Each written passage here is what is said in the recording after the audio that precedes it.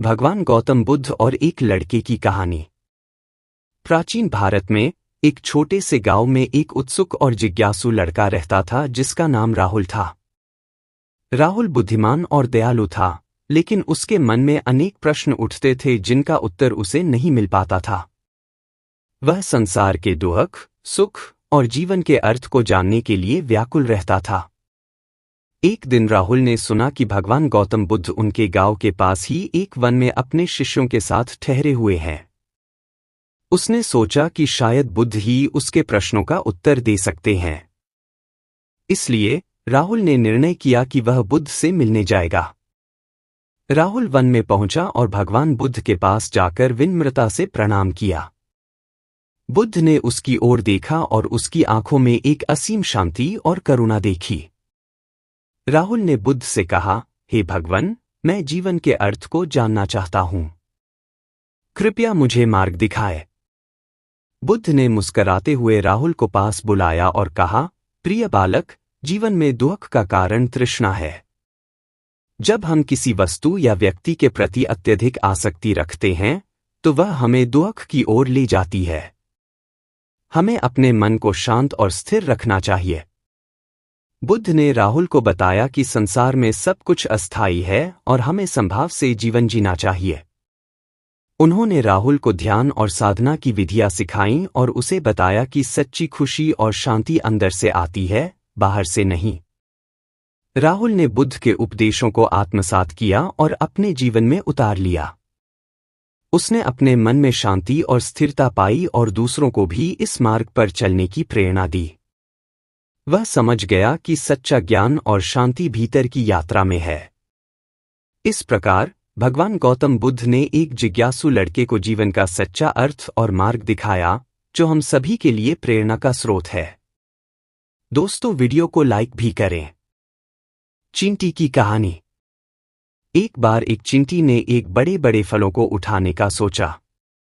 वह फलों के नीचे जाकर उन्हें उठाने की कोशिश करने लगी, लेकिन वह बहुत छोटी थी और फल बहुत भारी थे। वह बार बार फलों के नीचे जाकर उन्हें उठाने की कोशिश करती रही, लेकिन वह नहीं हो पाई। फिर उसने एक बड़ी चींटी को अपनी मदद के लिए बुलाया। बड़ी चींटी ने उसे बताया कि वह फलों को उठाने के लिए एक टोकरी ले आएगी। उसने टोकरी लाकर फलों को उसमें डाला और उसे उठा लिया। इस कहानी से हमें यह सीख मिलती है कि जब हम अकेले होते हैं तो हमें अपने साथ दूसरों की मदद लेनी चाहिए। इससे हमें अपने लक्ष्य को हासिल करने में मदद मिलती है और हम अपने लक्ष्य को जल्दी से और आसानी से हासिल कर सकते हैं। चिड़िया और शैतान आदमी। एक बार की बात है, एक चिड़िया अपने बच्चों को खाने के लिए खोज रही थी। वह एक खुशबूदार खेत में पहुंची, जहां उसे बहुत सारे अनाज मिल गए। वह खुश होकर अपने बच्चों के पास वापस जा रही थी कि अचानक उसे एक शैतान आदमी ने पकड़ लिया। चिड़िया बहुत डर गई और उसने शैतान आदमी से कहा, कृपया मुझे छोड़ दीजिए, मेरे बच्चे भूखे हैं। शैतान आदमी ने कहा, तुम्हारे पास कोई शक्ति नहीं है, मैं तुम्हारे साथ जो करूंगा तुम कुछ नहीं कर सकती। चिड़िया ने कहा, मैं तुम्हारे साथ जो करूंगी तुम भी देखोगे। चिड़िया ने शैतान आदमी को अपने पंखों से बाज लगाने की कोशिश की, लेकिन शैतान आदमी ने उसे और ज्यादा दबा दिया। चिड़िया ने फिर उसके आगे उसी तरह की कोशिश की, लेकिन शैतान आदमी ने उसे फिर से दबा दिया। चिड़िया ने फिर उसके आगे उसी तरह की कोशिश की, लेकिन इस बार शैतान आदमी ने उसे छोड़ दिया। चिड़िया ने खुश होकर अपने बच्चों के पास वापस जाने की तैयारी की, लेकिन उसने देखा कि शैतान आदमी ने उसके पंखों को काट दिया था। चिड़िया ने शैतान आदमी से पूछा, तुमने मेरे पंखों को क्यों काट दिया? शैतान आदमी ने कहा, तुमने मेरे साथ जो किया, उसके बाद मैंने तुम्हारी मदद की।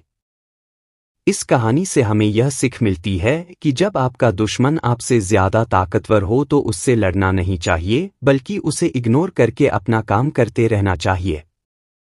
एक वक्त ऐसा आता है जब उसका हृदय परिवर्तन हो जाता है और फिर वही दुश्मन हमारा मददगार बन जाता है। दोस्तों, वीडियो को लाइक करें और चैनल को सब्सक्राइब भी करते चले। कहानी सफलता की ओर। एक छोटे से गांव में एक छोटा सा लड़का रहता था जिसका नाम रमेश था। रमेश का सपना था कि वह एक दिन बड़ा आदमी बनेगा, लेकिन उसके पास न कोई धन था और न कोई बड़े रिश्तेदार। रमेश ने सोचा, क्या करूं, कैसे करूं? वह अपने गांव के एक बड़े व्यापारी से मिले और उनसे सलाह ली। व्यापारी ने रमेश को कुछ साल के लिए अपने व्यवसाय में काम करने का मौका दिया। रमेश ने मेहनत करना शुरू किया और उसने सीखा कि सफलता पाने के लिए मेहनत और आत्मविश्वास की आवश्यकता होती है। वह दिन रात मेहनत करता रहा और अपने काम में माहिर हुआ। कुछ सालों बाद रमेश अपना व्यवसाय शुरू करने के लिए खुद का पैसा इकट्ठा कर चुका था। उसका सपना पूरा हो गया और वह एक बड़ा आदमी बन गया। मोरल: इस कहानी से हमें यह सीखने को मिलता है कि सफलता पाने के लिए आत्मविश्वास, मेहनत और संघर्ष की आवश्यकता होती है। हालात चाहे जैसे भी हों, यदि हमारा संकल्प और मेहनत मजबूत हो तो हम किसी भी लक्ष्य को पूरा कर सकते हैं। यह कहानी हमें सपनों को पूरा करने के लिए आगे बढ़ने का संदेश देती है और हमें याद दिलाती है कि कोई भी सपना छोटा नहीं होता। सपना सच हो सकता है। किसी छोटे से गांव में एक छोटा सा लड़का रहता था जिसका नाम राजू था। राजू का सपना था कि वह एक दिन बड़ा आदमी बनेगा और अपने गांव का नाम रोशन करेगा। वह रोज अपने सपने के बारे में सोचता था, लेकिन उसके पास कोई विशेष साधनाएं नहीं थीं। फिर भी उसने कभी हार नहीं मानी और कभी भी अपने सपने को छोड़ नहीं दिया। वक्त बीतता गया और राजू ने मेहनत करना शुरू किया। वह अपनी पढ़ाई में सफल हुआ और उसकी मेहनत ने उसे एक अच्छे नौकरी तक पहुंचाया। धीरे धीरे राजू ने अपने लक्ष्य की ओर कदम बढ़ाते हुए अपनी गांव के लिए कई सारे सुधार किए। वह एक सफल व्यवसायी बन गए और अपने सपने को पूरा किया।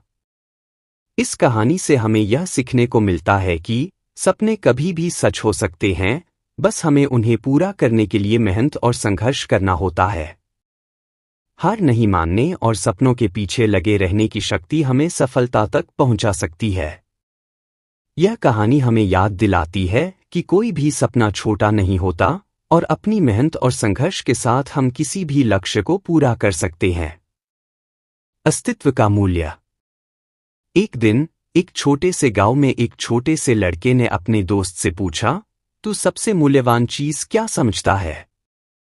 उसका दोस्त हंसकर बोला, सोना, चांदी या मोटी दाना। लड़के ने मुस्कराते हुए कहा, नहीं, सबसे मूल्यवान चीज है समय। यह कहानी हमें याद दिलाती है कि समय हमारी जीवन की सबसे मूल्यवान चीज है। हमें इसे सही तरीके से उपयोग करना चाहिए, क्योंकि समय एक बार चला गया तो वापस नहीं आ सकता। कहानी: सपने का पीछा करो। यह कहानी है एक छोटे से गांव के एक छोटे से लड़के की, जिसका एक सपना था कि वह एक दिन अपने गांव का नाम रोशन करेगा। वह छोटे से उम्र से ही मेहनत करता रहा और अपने सपने का पीछा किया। सफलता की ओर बढ़ते हुए वह अपने गांव में शिक्षा के लिए एक स्कूल खोलता है और अपने सपने को पूरा करता है। उसका यह संघर्ष और मेहनत आज भी उसके गांव के लोगों के लिए प्रेरणा स्रोत है। मोरल: इस कहानी से हमें यह सीखने को मिलता है कि हमारे सपनों का पीछा करने की ताकत हम में होती है और जब हम मेहनत से काम करते हैं तो हम किसी भी महत्वपूर्ण लक्ष्य को पूरा कर सकते हैं। मोरल ऑफ स्टोरी: यह कहानी हमें यह भी याद दिलाती है कि सपनों को पूरा करने के लिए हमें मेहनत और संघर्ष का सामर्थ्य होना चाहिए और हम किसी भी मामूली से सपने को हकीकत बना सकते हैं। आपका सपना, आपकी मेहनत। यह कहानी है एक छोटे से गांव के एक छात्र की, जिसका सपना था कि वह एक दिन अपने गांव का गर्व बनेगा। वह सपना बड़ा था, लेकिन उसके पास कम संसाधन थे। वह निरंतर पढ़ाई में मेहनत करता, रात के समय भी पढ़ता रहता।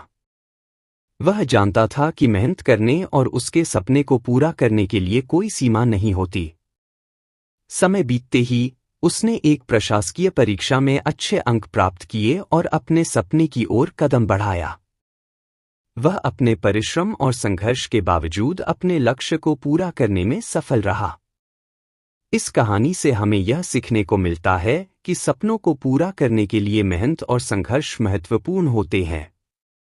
छात्रों को अपने लक्ष्यों की ओर बढ़ने के लिए मेहनत करना चाहिए और कोई भी सीमा को पार कर सकता है जब उसमें समर्पण हो। इस कहानी से हम यह सीख सकते हैं कि किसी भी सपने को पूरा करने के लिए जागरूकता, मेहनत और संघर्ष की आवश्यकता होती है और छात्रों को उनके लक्ष्यों की ओर बढ़ने के लिए सही मार्ग पर चलने की प्रोत्साहित करती है। तो दोस्तों, आपको हमारी यह वीडियो कैसी लगी? इसे लाइक सब्सक्राइब जरूर करें।